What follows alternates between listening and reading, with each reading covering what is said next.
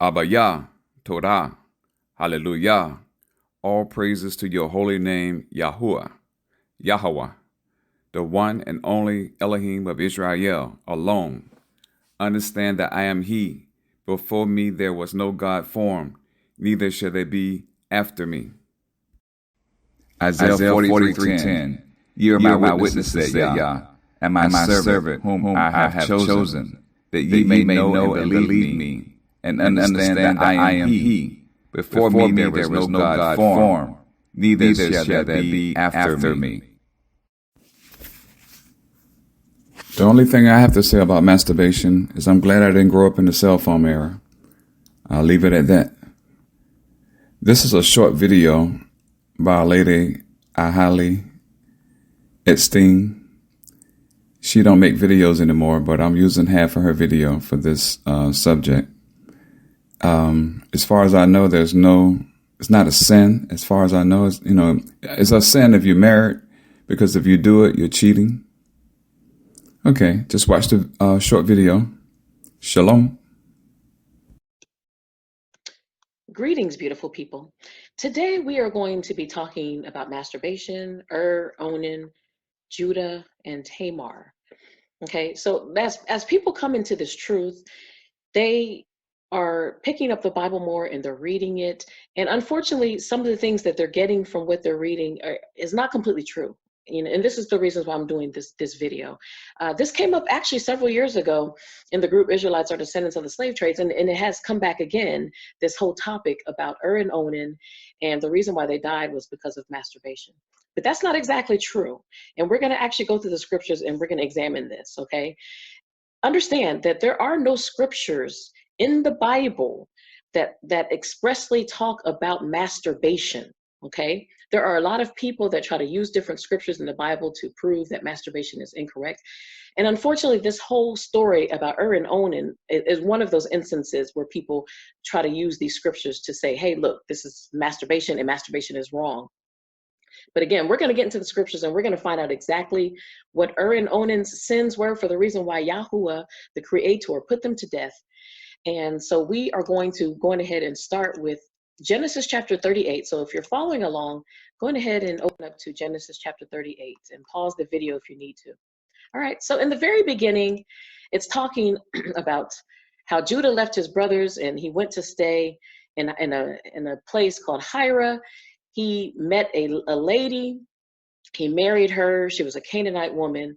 He made love to her, and he actually gave birth to a son named Well, his wife gave birth anyway. She conceived again, and she birthed Onan, his second son. And yet, a third time, she gave birth and conceived Shelah. So now, Judah, which is from the 12 tribes, one of Jacob's sons, he has 3 sons, Onan, and Shelah. And so Judah is the one that chose the wife of his first son, and her name was Tamar. But Judah's son, was wicked in the sight of Yahuwah, so Yahuwah put him to death. Well, why did he put him to death?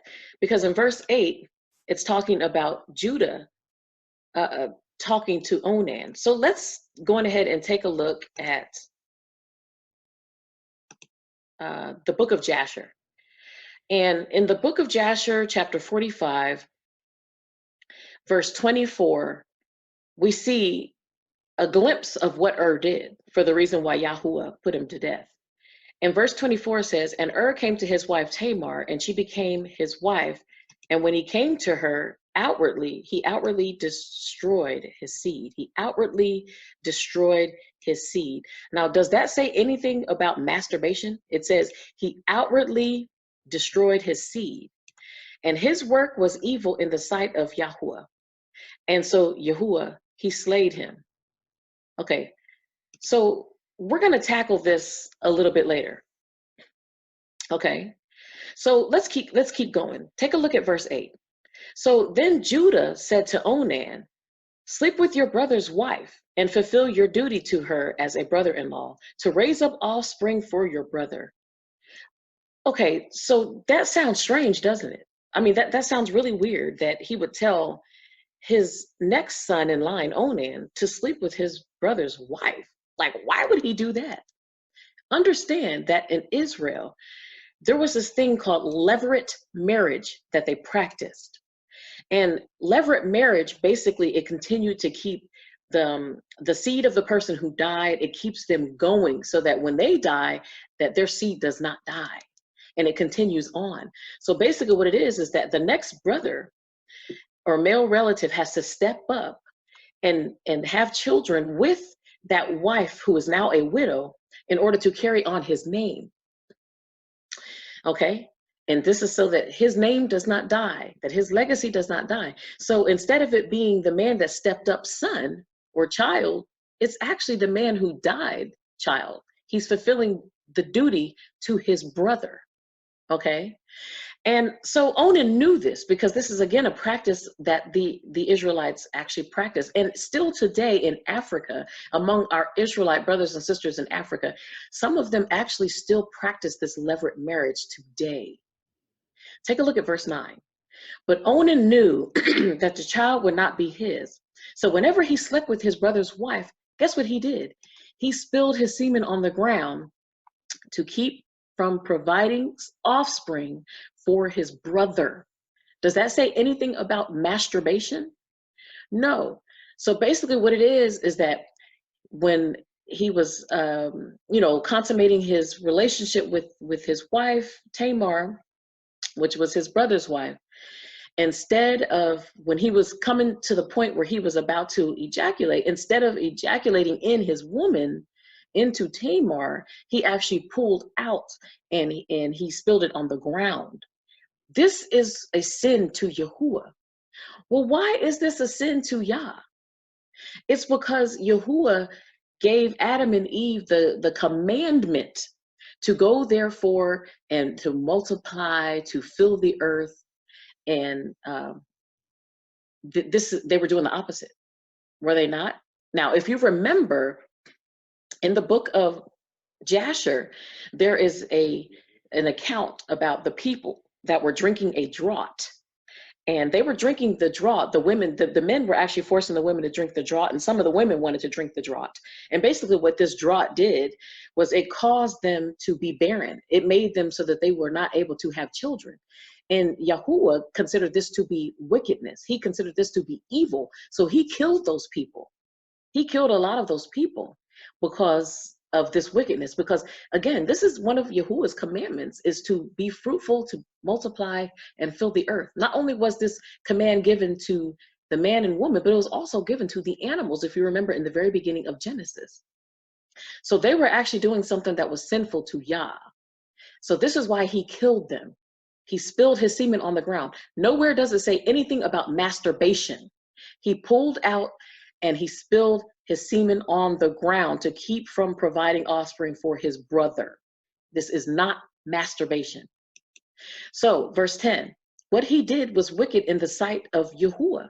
So Yahuwah put him to death also, just like he did because his brother did the exact same thing. He pulled out, spilled his semen on the ground, and did not give Tamar children. And that's what this thing was about. It was a big deal to have a bunch of children back when this was written in these days. And then again, it was also a command of Yahuwah, and they both broke Yahuwah's commands. Okay. So then Judah said to his daughter-in-law Tamar, live as a widow in your father's house until my son Shelah grows up, for he thought that, he may die too, just like his brothers. So Tamar went to live with her father in his house. And after a long time, Judah's wife, the daughter of Shua, died. And so when Judah had recovered from his grief of the death of his wife, he went up to Timnah to the men who were shearing his sheep, and his friend Hira the Adulamite went with him. And when Tamar was told, your father-in-law is on his way to Timnah to shear his sheep, she took off her widow's clothes, and she covered herself in a veil to disguise herself, and sat down at the entrance of Enem, which is the city that she was living in, the town she was in, which is on the road to Timnah. And for she saw that through Shelah, that though Shelah had now grown up, that he had not been given to her as a wife. because now that is dead, Onan had to step up. And now that Onan is dead, Sheila now has to step up to give Tamar children, to give her children to pass on the name of Okay, that's what this whole thing is about. This is this whole Levirate marriage thing that the Israelites had going on. Okay, but Judah, he did not give Sheila away to Tamar because he figured, well, heck, he's gonna die too. She's the black widow. She's causing my sons to die, not realizing that his sons actually committed a crime, a sin against Yahuwah by breaking his commandments. So he's just like, nah, I'm not gonna happen. I'm not gonna give her my son. So she's pretending to be a prostitute because she wants to have children so badly. Like, this was a serious thing to her, to have some children, to bring forth offspring. And so she turned herself into a prostitute. She covered her face, and Judah did not realize who she was. He didn't realize that this was his daughter-in-law. And so he went over to her by the roadside and told her to sleep with him. Come on, sleep with me, right? And so she's like, well, what are you going to give me if I sleep with you? Okay, because she's a prostitute, so she wants something in return, right? And so he says, I'll send you a goat from my flock. Will you give me something as a pledge until you send it? And so he said, well, what pledge should I give you? Your seal and its cord and the staff in your hand, she answered. So he gave them to her, and he slept with her as a payment for those things that he gave her. Now, she was very, very clever. She became pregnant by him, and after she left, she took off her veil and put on her widow's clothes again. Okay? And so meanwhile, Judah sent the young goat by his friend, the Adulamite, in order to get his pledge back from the woman. Remember, she took his seal, his staff, and all the other things that he had in his hand. And so he said he was going to give her the goat. And so now he's going to make good on his promise to give her the goat. But she's nowhere to be found. So the men in the town, they're just like, well, wait a minute. There aren't any shrine prostitutes here in this town. And Judah said, well, whatever. Just let her keep what she has, or we'll become a laughing stock. And so after all, I did send her this young goat, but you didn't find her, so, well, whatever. So about 3 months later, Judah was told that his daughter-in-law Tamar was guilty of prostitution. And as a result, she's now pregnant. Ho, ho, ho, whoa, big deal, right? So Judah said to bring her out to have her burned to death. Now, this is what Judah said. Bring her out to have her burned to death. And he is the one that actually got her pregnant, but he doesn't realize it now at this point that it was Tamar. Like, he really did not know that it was his daughter-in-law that he slept with. And so she was being brought out. And so she sent a message to her father-in-law. And I am pregnant by the man who owns these things, she said. And she added, so if you recognize whose seal and cord and staff there are, which she knew that who it was, she's being slick, okay? And so Judah recognized him and said, whoa, wait a minute. She's more righteous than I am, since I wouldn't give her my son Sheila. And he did not sleep with her, again. And when that time came for her to give birth, there were twins or so. So he's basically saying, okay, well, wait a minute. I didn't give her my son Sheila, and I was supposed to. I promised her that I was going to give her my son Sheila after he grew up, but I did not make good on my promise to her. And he was like, whoa, she's more righteous than me because I didn't make good on my promise. Remember, word is bond. Back then, it was important for you to be a person of your word. You know, nowadays, it doesn't matter. People will promise you the world and everything, and of course, they're never there to fulfill their promises, which is really, really bad. Okay, so people actually gave their oath. When they gave their word and they said they were going to do something, that was an oath. That was a binding oath, you know. So he's basically saying she's more righteous than I am, you know. And so she was smart. This is why she kept the cord, his personal items. This is why she didn't even want the goat, because that could be anybody's goat, you see. So she was very smart in taking his staff and his cord and all this other stuff that she took from him, so it can truly identify who the owner was. So now Tamar is pregnant with Judah's children. And so when it came time for her to give birth, there were twins in her stomach. So this is why she's showing at 3 months, because a lot of women don't show at 3 months. So if some of you are saying at 3 months, she's showing, yeah, she had twins in her belly. And so when she was giving birth, one of them put out his hand. So the midwife took a scarlet thread and tied it on his wrist and said, this one came out first. But when he drew back his hand, his brother actually came out of her body first. And so she said, this is how you have broken out. And he was named Perez. Then his brother, who had the scarlet thread on his wrist, came out, and his name was Zerah. All right.